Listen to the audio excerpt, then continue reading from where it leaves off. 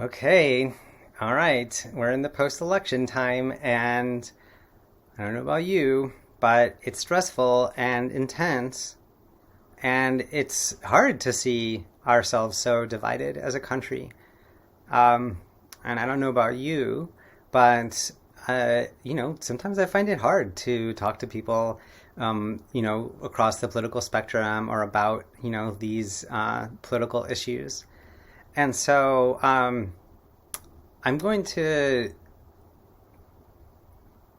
share a little bit about like how we can do our conflict a little better. I'm going to share with you the 3 rules for transforming conflict. And those kind of tie to like 3 elements of conflict, which are basically like content, relationship, and process. But first, just before, reason why I want to say this is so important is like, I'm wondering if you are feeling like, gosh, there must be a better way of doing this.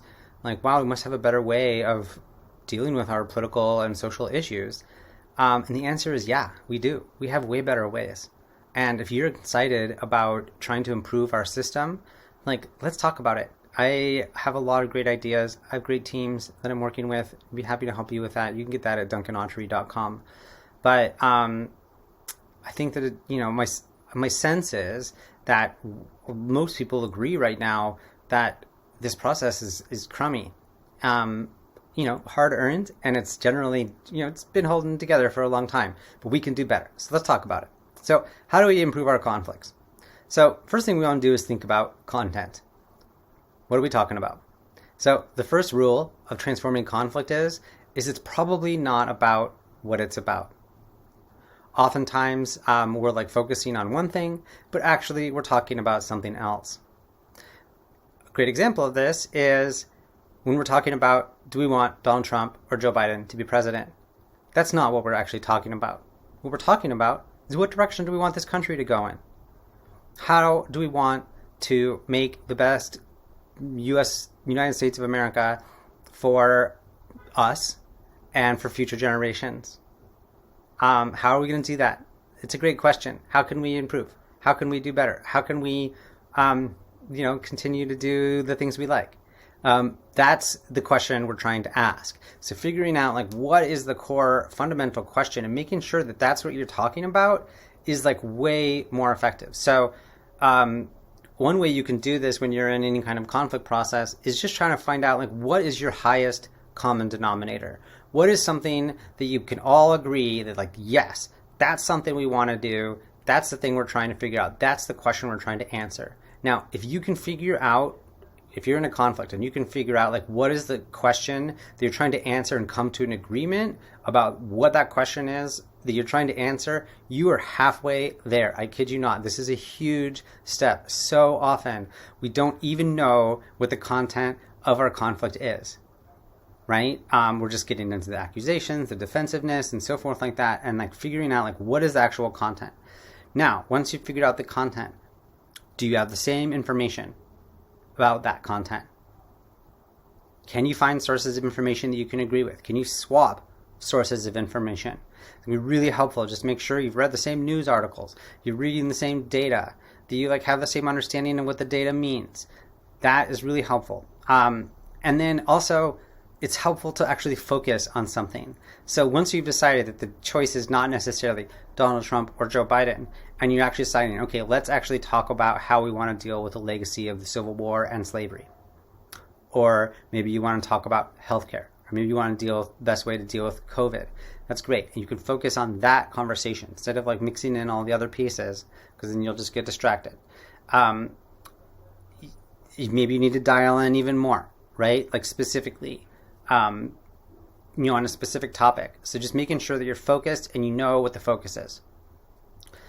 Now, once you've done that, the real thing, when I say it's usually not about what it's about, the real secret of all of our conflict transformation work is about finding the underlying needs and interests. Basically, behind every action that we take, there's some goal or some need that we're trying to meet. Or there's some value that is like pointing us into that direction. So taking the time to explore, why is this important to you? Why do you care about this? And what happens is when we talk about the real deep underlying reasons behind things, we actually like tend to agree with each other, right?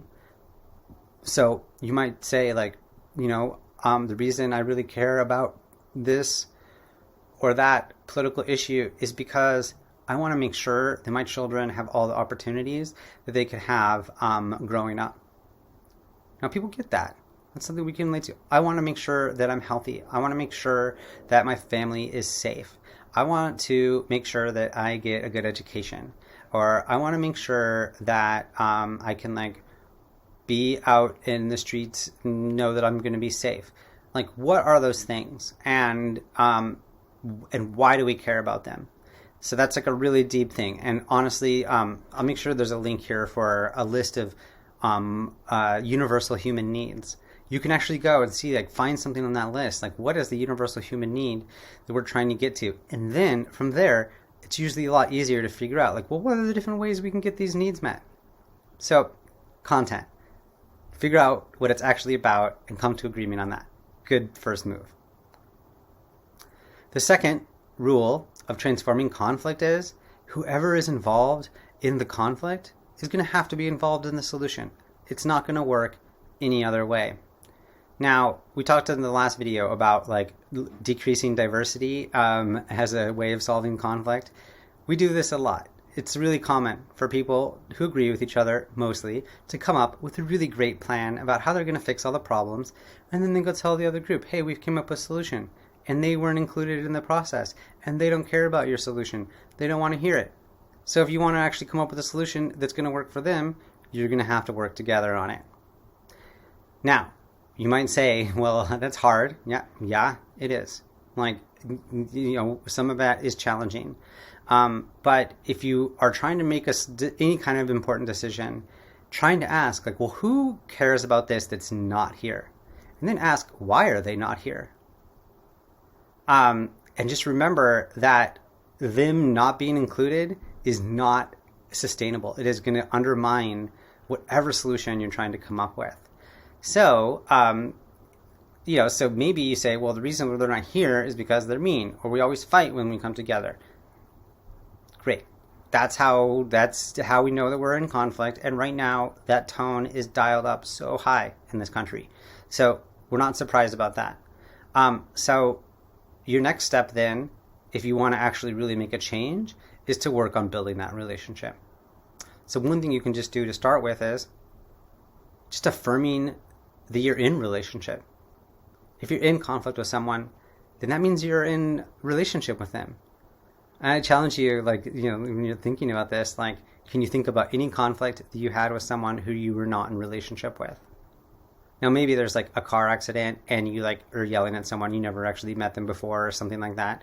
Well, you're in a relationship like on the road, But, all of us in this country, we're all in relationship with each other. I heard someone say that it's as though this election was going to try to be a process where it's like a divorce and people are going to decide like who gets the kids or something like that. But guess what? We're all living in the same house. No one's moving out.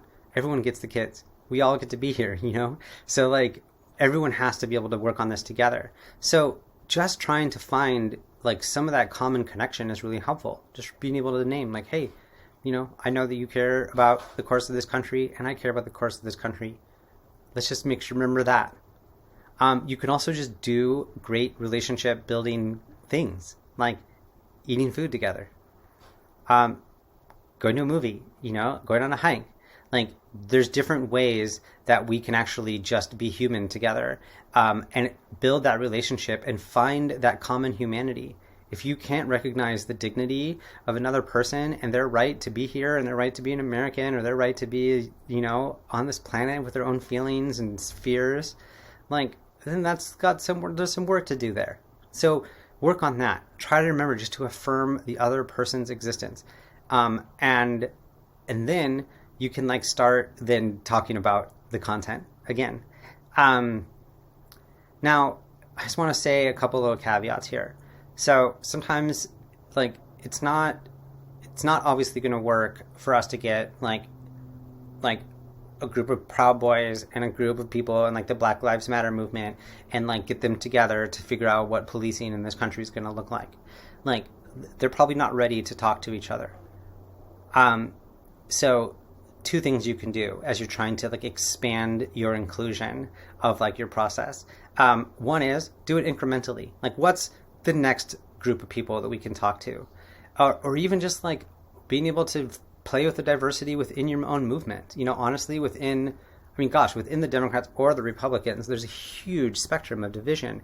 Can you come together and figure out how to work together and like there? And then take the next step and take the next step, you know? And then sometimes it's also worth identifying, like, there's people who are bridge builders, people who are willing to like walk across those lines. And those people are really key, and making sure you can count on those folks to be able to talk to the people that you're not ready to talk to. Like, that's fine.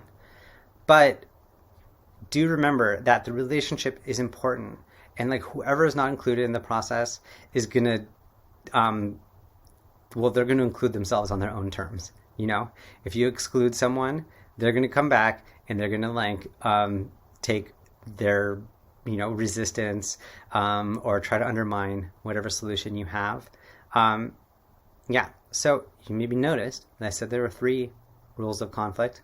The next one is process. And that third rule is that the outcome and the process are actually the same thing. But I'm going to explain that in the next video. So stay tuned. You can check out my YouTube channel or maybe wherever you got this video. I'm trying to post it in lots of places. Yeah, check out the next video. It's coming out tomorrow if you're like watching this today. Whatever that means. If you want to learn more about this, check me out at duncanautry.com. And you can learn about my project with Mediators Beyond Borders called the Democracy, Politics, and Conflict Engagement Initiative. And I'm part of an amazing team of people who are like really skilled at bringing these tools out there. You can find us at dpaceinitiative.org. Thank you for watching, and have a good day.